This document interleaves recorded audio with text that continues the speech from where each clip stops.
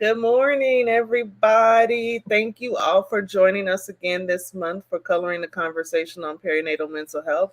I'm Andrea Clark Horton. I'm the director of the Perinatal Mental Health Alliance for People of Color with PSI. I'm super excited about our conversation today.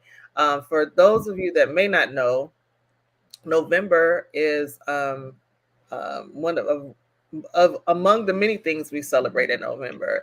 November is a recognition of Adoption Month, and so I'm really happy to have two really special people with us today, both of whom are close to PSI, right, and have been with PSI for a little bit. And so I would like for them to introduce themselves, and we're going to talk a little bit about the journey of adoption, both from the perspective of an adoptee and of an adoptive mama. So um, let's get started with Corey. I keep forgetting your name is actually Courtney because everybody in PSI calls you Corey. So, Corey, why don't you introduce yourself and let us know how long you've been with PSI, and what you do, and why this conversation is important to you. Yeah, that last one. Woo. Okay. My name is Courtney. Yes, I am called Corey among people that know me well. Here at PSI, I'm the creative strategist with the climb. I started off as a volunteer. I don't remember how long I volunteered, but I'd say I've been with PSI as a volunteer and an employee for about 3 to 4 years. I'm also a single mama of 4. So I have a teenager. I have a preteen. That's so. And then I have 2 toddler twin boys that run around this house. And then in my spare time, I'm building the foundation for my own business called For Milk. And that's basically a non-harming feeding community for parents who have little kids. So I love it. I love it. Thank you, Corey. Um, Allison, why don't you introduce yourself? Okay, I'm Allison Livingston. I am in the coordinator team with PSI. I've been a volunteer in a perinatal OCD group for 2-ish years, 2-3 years, and then recently have been working in the coordinator program. And adoption is a huge topic, and I wanted to be here to emphasize the stereotypes and kind of break those down around adoption. Yeah. Thank you, Allison. Thanks so much to both of you for being here. You're right. This is a big topic. And I also think that there are a lot of misconceptions, both about the process, both about the journey of an adoptee, um, or the kinds of bonding, or that is more difficult to bond, or that um, um, bonding doesn't necessarily happen as quickly, or whatever the case may be, between an adopted child and the adoptive parent. And so I feel like, no experience is monolithic, right? So there's not, you all will share from your experiences today, right? Just kind of giving voice to that, but knowing that, this is your journey. These are, you're talking about your own journey, right? And recognizing that other folks may have, different journeys, but there probably will be some points in your stories that people will hear and they'll really be able to connect to. Um, and so I just wanted to ask Corey, you are an adoptive mom, right? And you said your second oldest, yes. so is adopted. And so how did you come to, when did you decide to adopt? I've officially decided as an adult. However, when I was a child, I wanted my mom to adopt. A different relationship because I wanted to be the sibling, not the parent, obviously. But she quickly said, "No, I'm done. When you get older, you adopt, your own children if that's something you wanted to do." And it wasn't the path that I set out on, right? I wanted to have the traditional family, get married, and have kids of my own. After having my first, That relationship did not transpire into what I thought it would be. Mm-hmm. And I still wanted to have more children. And so I considered adoption as an option. However, I started off in the advocacy space for adoption. So I did a lot of researching through that and getting connected with the adoption community at large. And yeah, just kind of fell in love with, her name was Thea because they go by, all files have pseudonyms when publicly displayed. And yeah, so I didn't jump in. I was very hesitant because I knew as a single mom, this would be a little bit more difficult, not knowing which program I'd be eligible for, what that would look like for me. And then also being African American, not knowing which cultures I could step into without getting the pushback. So yeah, I kind of walked into it because I just wanted to enlarge my family. And I was single at that point. That seemed like the option that I wanted to pursue. Yeah. And how old was So at the time when you adopted? So at the time that I was given what we call the referral, she would have been about 2 years old. It took 2 years in total, from beginning to end. And so at that time, she was about 4 years old when she came stateside. Okay. Okay. And so she's not from this country. She's not from the United States. No, and that honestly, that was a journey in and of itself, trying to decide which avenue to take when it came to adopting. I considered adopting from the foster care system as my first thought. There's a lot of red tape that's involved. So a lot of red tape and a lot of immediate trauma. I thought about things like, what happens if if I'm with my child and we're in the same neighborhood and they run into family that they don't have a great connection with. Even pursuing out of state adoptions, you have to go through an interstate compact. So the state has to actually approve kind of absorbing the financial hit of taking that child on until they reach a certain age. But even that, there's just a lot of guarding as far as what family this child would be best suitable according to the social worker. And then that process was a little, I pushed back because I had a child at home already. And one of the requirements is that, for at least here in my state, is that you have to become a foster parent before you can adopt. So it's a foster to adopt track. And the thought of cycling kids in and out of my home and what impact that would have on my at that time, my only child, felt a little unstable because we had a lot of behavioral issues already that were going on. And I did not want to create any other instability in our home. So I did not pursue that. I have frequently revisited that thought, whether it was, because my kids at that time were a little bit older after bringing Sophie home. But I considered that. I also considered adopting from a country where I had familial connections.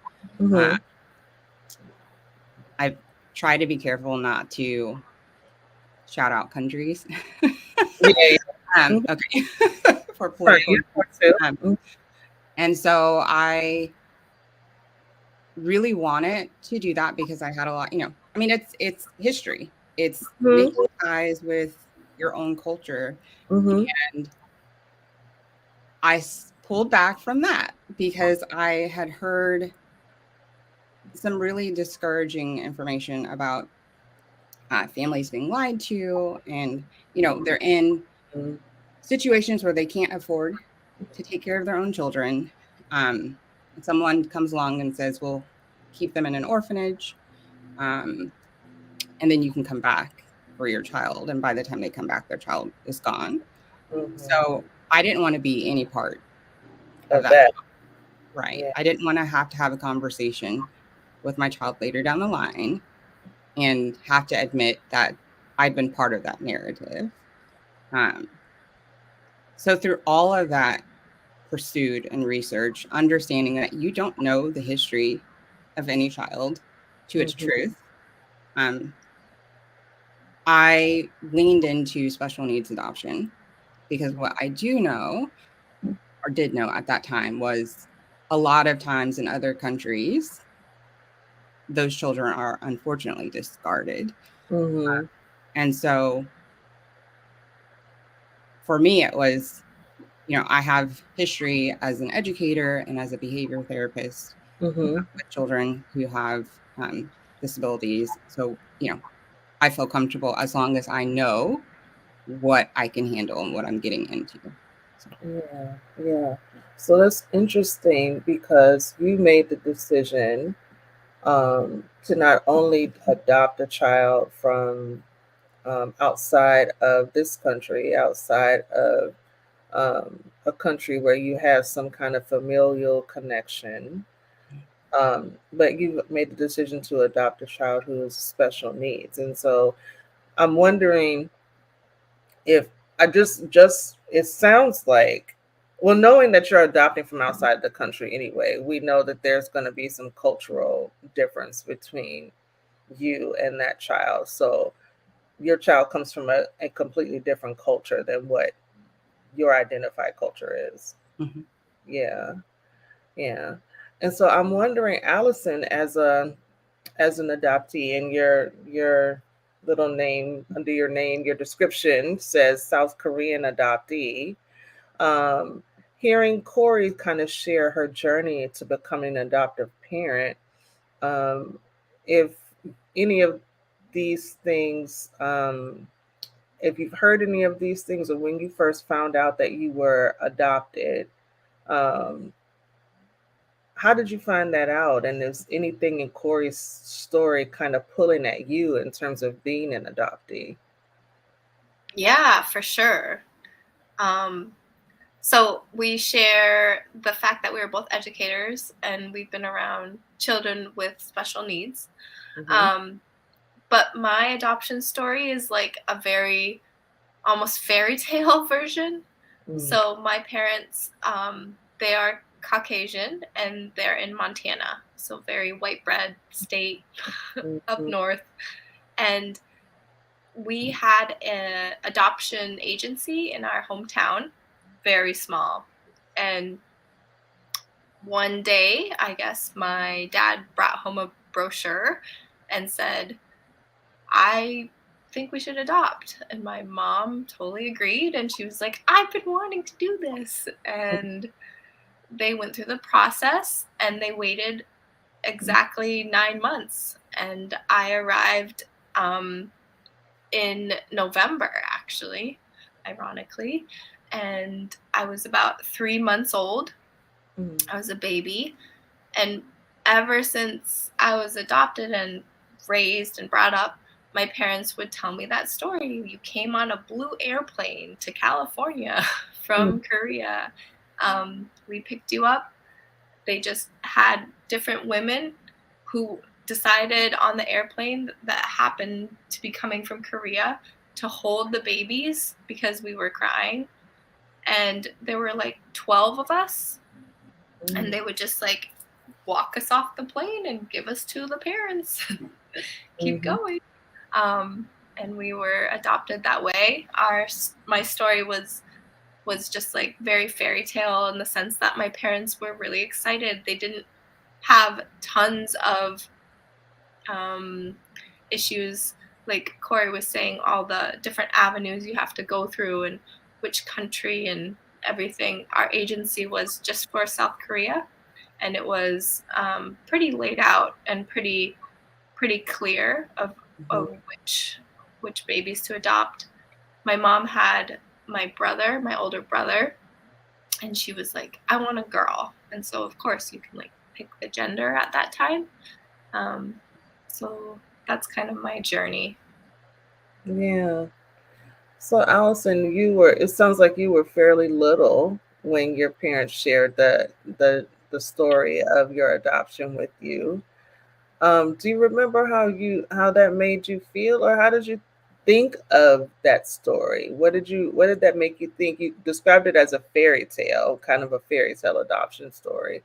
How did that make you feel as a little girl, and then growing up, um, knowing that was your story of how you came into your family?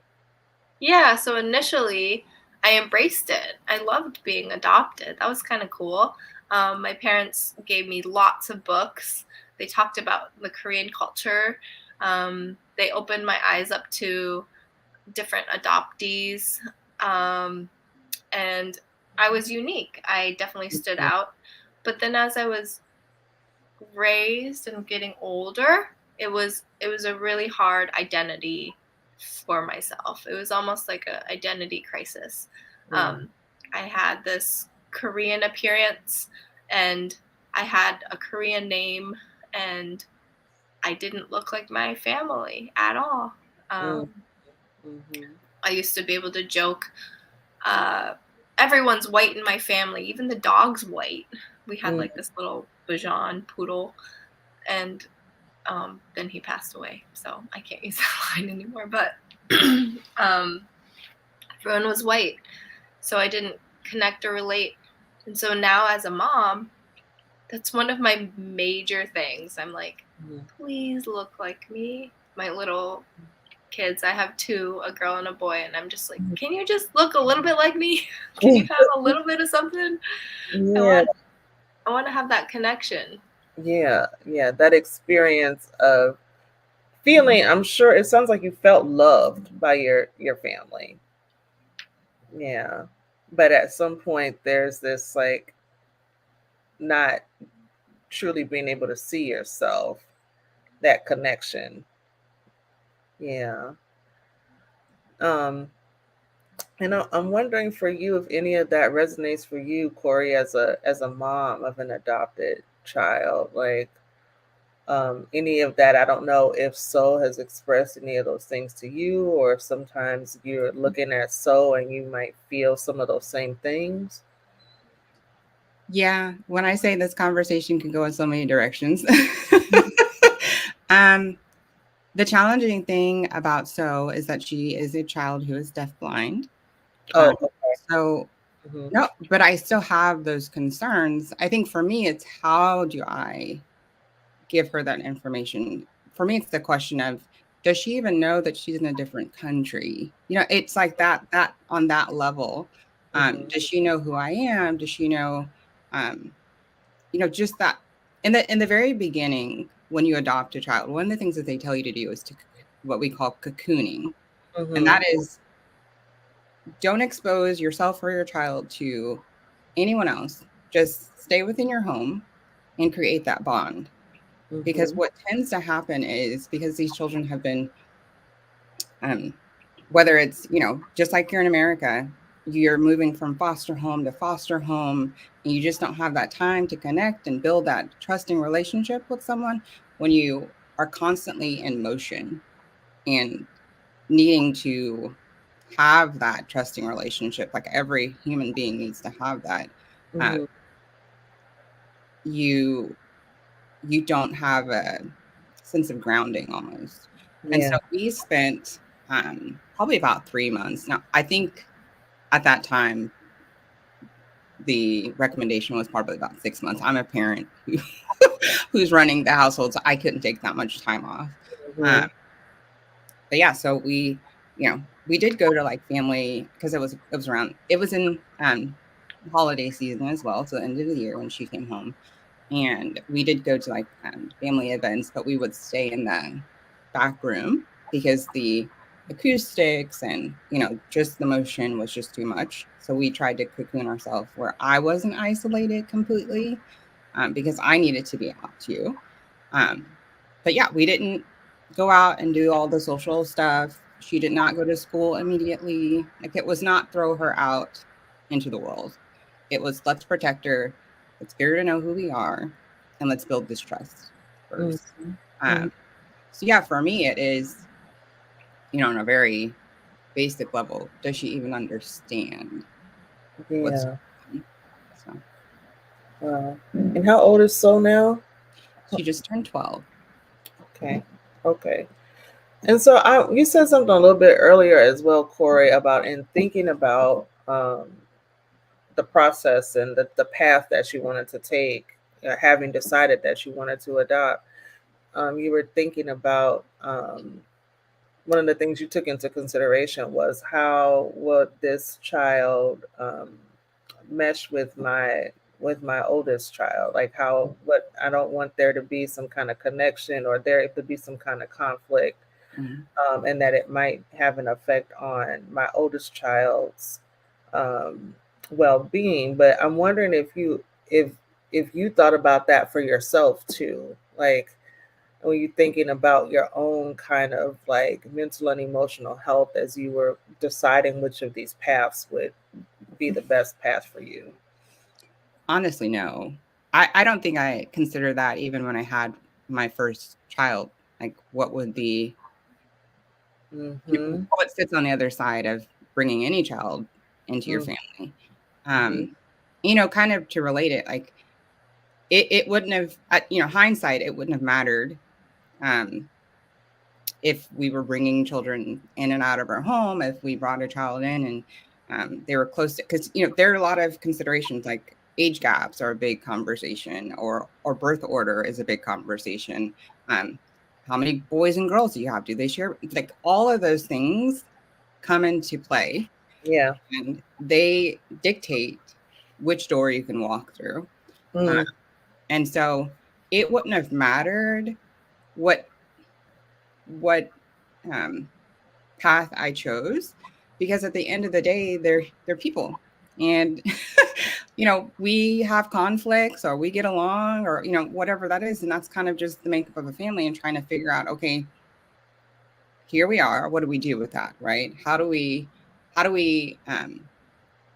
do our best so that we are able to function at a level where we can sustain some type of healthy norm, right? Yeah.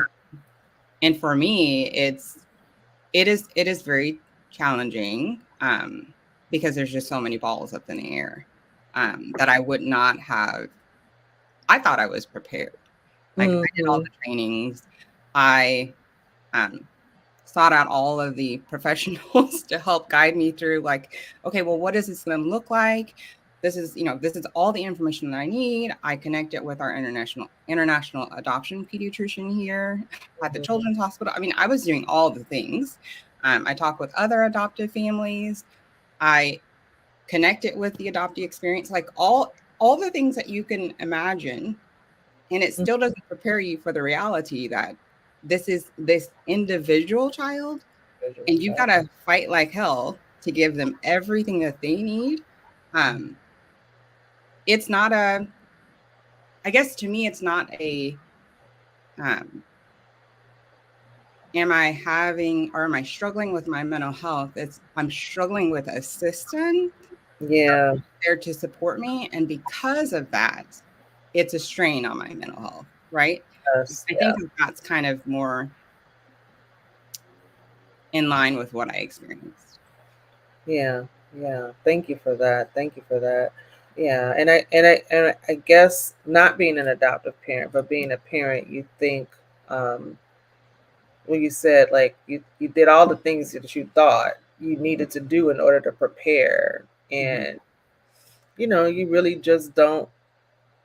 Still, this is this individual child, and children don't come with a direction manual or anything like that. And so how are you um there's only so much preparation you can do as a parent, no matter how this child is coming into your life, right? Um so Allison, when you um about what age were you when you started to kind of feel this like this this difference between you and your family, and then did that affect your relationship with your parents? I don't. I'd probably say around like 10, Mm-hmm. I think I was longing to fit in. And when you're in a white state and your family's all white and you don't look like anyone, you want to fit in, you want to look like everyone. And that was really hard. And then I don't think it affected my relationship with my parents. Mm-hmm. I think it was trying to figure it out by myself. So I put that on my own, and not a great way. But I learned to embrace that I was adopted and that I'm Korean and everything. Not until college. I was in my 20s. I went to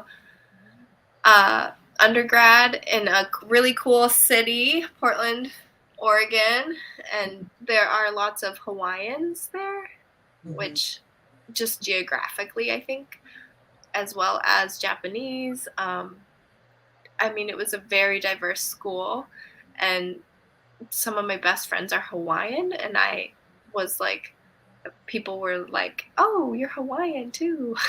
I would just be like, "Yeah, I want to be Hawaiian, sure." So just trying to find my way and trying to figure out my identity in college. And then grad school, it was really probably where I was like, cool, I'm Korean. I was adopted and I'm confident in saying that. And my parents and my family are Caucasian. Mm-hmm. But it was a journey to get to that point, right? Yeah. Yes. Yeah, it was a journey to get to that point. If you can talk a little bit more, just share what you would like about the journey and even some of the joys in that journey. In addition to some spaces that might have been more challenging, like as you come into this place today as Allison, who can confidently say, "I'm Allison, I'm Korean, and I'm an adoptee, and my parents are white, and I came from Montana. I grew up in Montana," which is, I'm sure, was quite an experience as a woman of color. But anything else about that journey? Like, what were some of the challenges? What were some of the joys? Oh, I have so many. Sorry.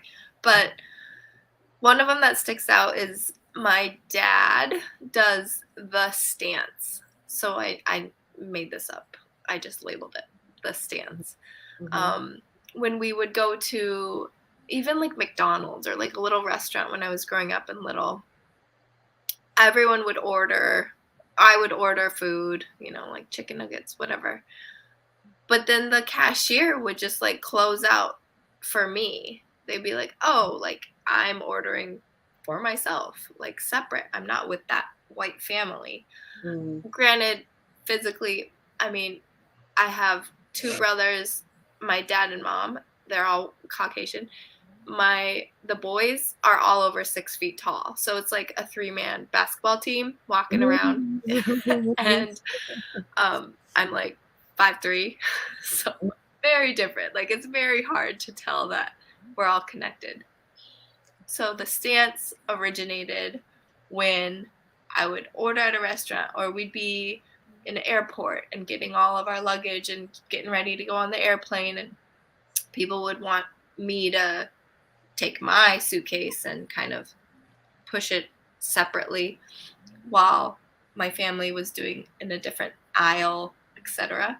And I'm like, no, like I'm with them. That's my people. So my dad, 6'6", would put his hands on my shoulder in front and just kind of claim me. Like he didn't ever have to say anything. He never had to like be like, "Oh, this is mine." But it was just like this unspoken stance.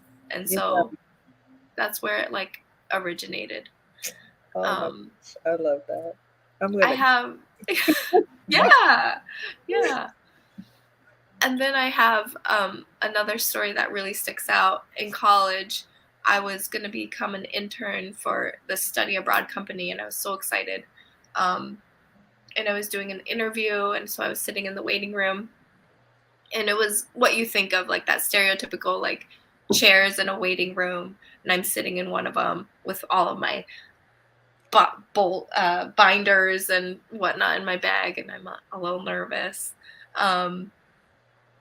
The secretary comes out and is like, says my surname at the time, Reffling, like Reffling, and I was like, just putting my paper in my bag, and then I was like, oh, here, and she was like, Allison, Reffling, because she was expecting me to have an Asian name, and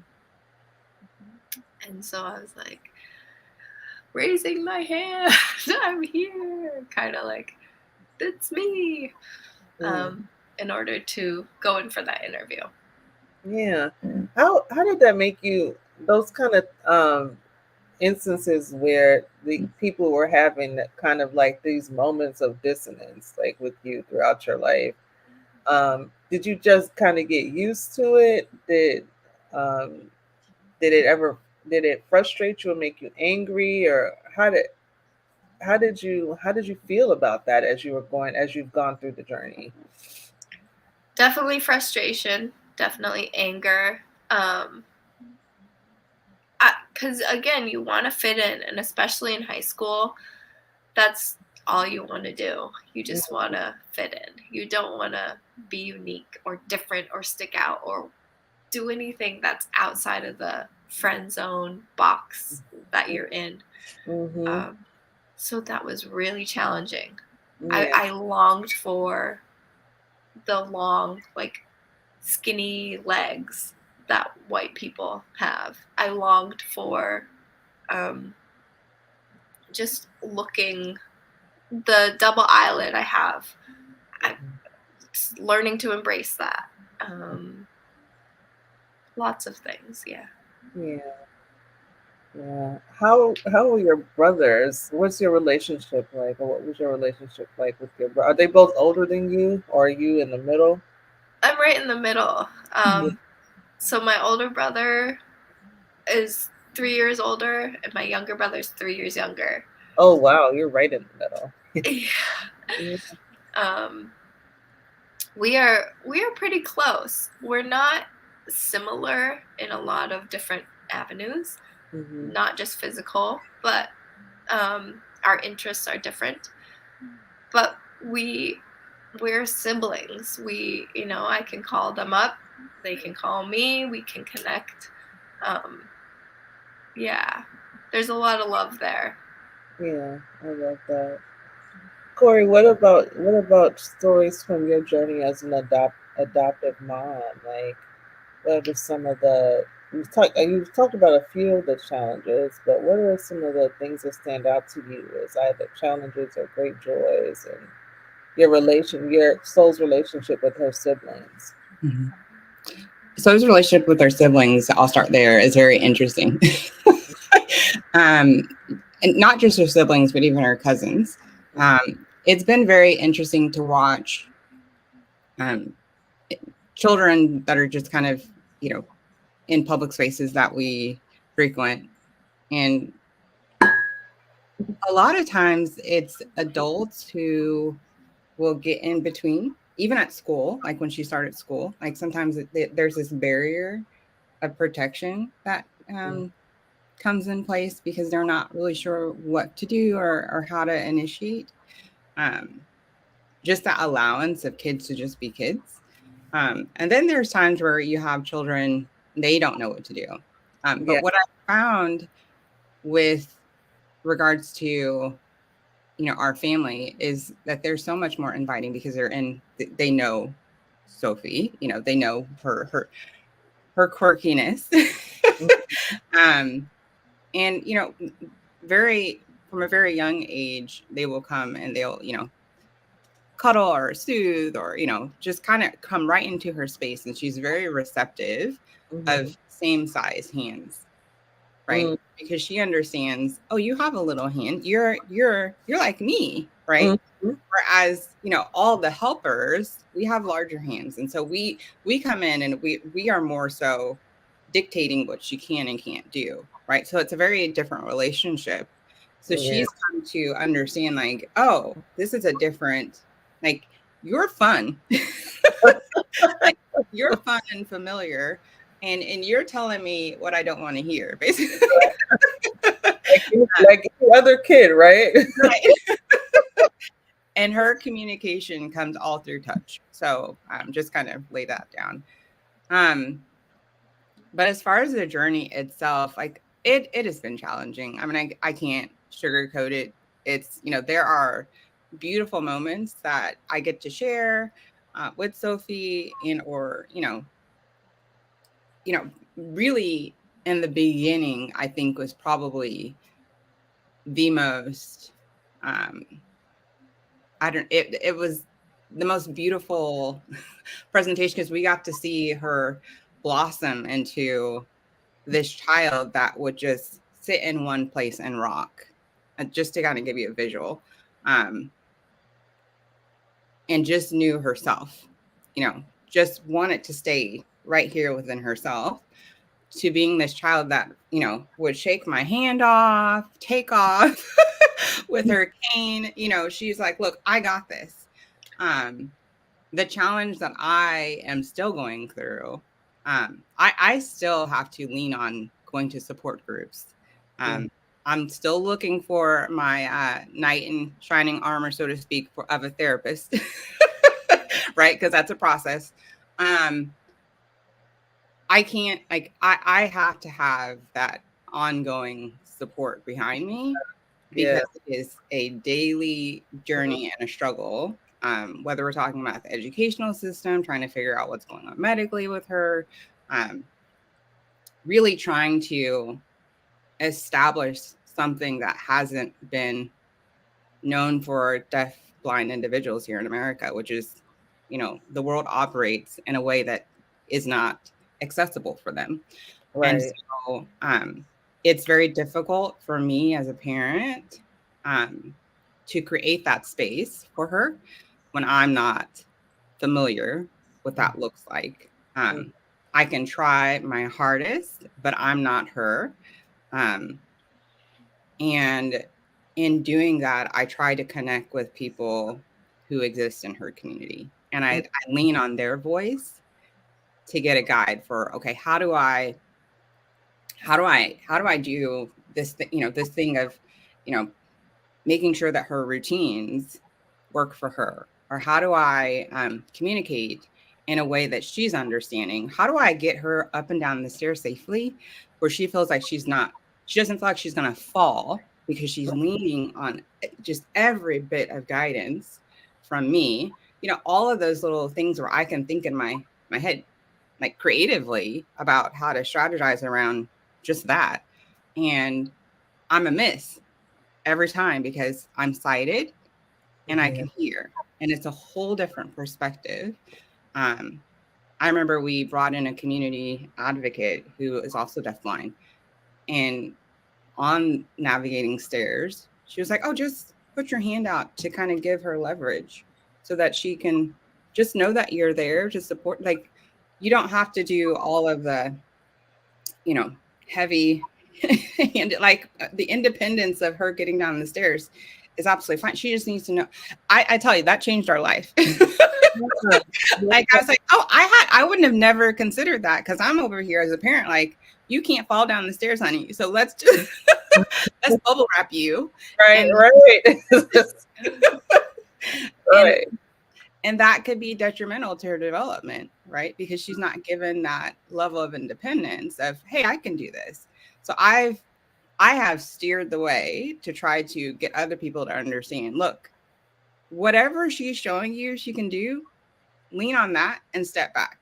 Like, let her show you what she can do, because otherwise she's always going to need us. And that's, nobody wants to be stuck in that space. So I think those are probably some of the more uplifting Mm-hmm. experiences that I've had. Allison, I wanted to cry too. But on the other side, I experienced this with my firstborn too, though. Because when my firstborn was born, she was very light complected. And I'm, medium dark complexion. And I'm like, somebody's going to think I stole this child. Mm-hmm. They're not going to think that I'm her mom. And I don't know what to do. Right. Which is not an uncommon thing. Like, like we know, we're all different shades. It was just this feeling of somebody's going to pin me for not being this child's mom. And I felt that same thing with um, except it was on a deeper level because I did not birth this child. Mm-hmm. Mm-hmm. I felt like at a point in the beginning that I had to walk around with her paperwork in my bag, just in case somebody stopped me to say, "Why do you have that little girl?" Right? I'm going to slow down so I don't get emotional. I did experience this in the doctor's office, and I think that this is why it's important not to center training so much around parents, but providers. So how do you come around and cocoon these families? Because it's not enough for us to just isolate ourselves. Like we need that network around not just us, but also our children, right? So yeah, I think that there's a lot of hard that exists in adoption, but it's also beautiful. Like I would not change anything that I've done, right? As far as going after this child, because I think back and reflect about if I didn't come in, yes, somebody else could have stepped up to adopt her. But if somebody didn't, she may not be here today because of who she is, and the circumstances that she had to go through. She was born at 25 weeks gestation, and to have survived Yes. Wow.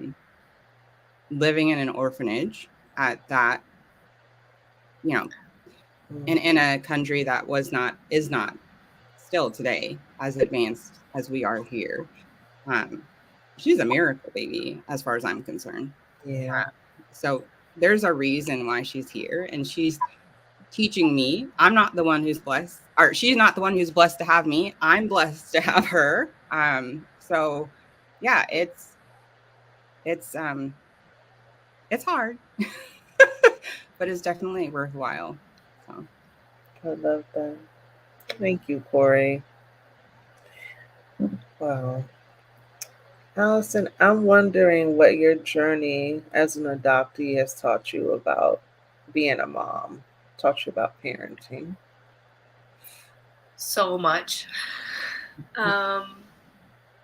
We say in group, there's always like, if you have grief or unresolved grief or anything with your own mother, that can really add to your mental health. And I don't have those roots. I know very limited amount of information around my birth mother and father. But my parents are my parents. I've always embraced that, and I really love them, and they're who raised me. They're my mom and dad. I'm not seeking my birth family. That's just not my journey. But as a mom now, I want my children to embrace who they are. So they're half too. So my husband's white. So they're in Hawaiian they say hapa. I'm not Hawaiian, but I'm relating to a lot of Hawaiian over here. They say it's hapa, so they're half white and half Asian. And I want them to just be really confident with that. So one of my daughter's middle name is Korean.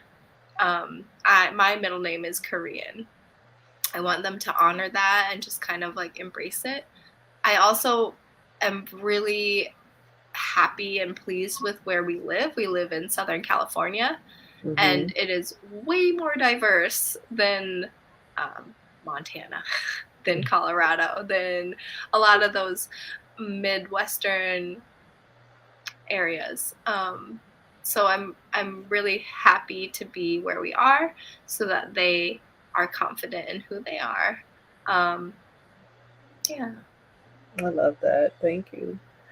Corey, what have you learned about parenting, being a mama, through this process, this journey to of being an adoptive mom? Interestingly, that I'm not alone, even though I'm a single parent. Mm-hmm. It feels like it a lot of times, but people will step in immediately and tell me otherwise. So I think something that I'm still learning is to lean into that support. Yeah. I don't know if it's cultural or if it's just me or if it's familial. I tend to like to be very independent. I like to do things on my own. I like to be able to control, as much as I can within the society that I'm in. And so, yeah, I think what I'm still learning, and my children show me that even, like, it's okay to lean on other people. It's okay to not always need to keep it together. It's That's okay right. not to always need to be strong, right? Like, be human first. Yes. You Yes. understand that, today it may not have gone as I thought and or planned. But there's tomorrow, if it's granted, and we can start again.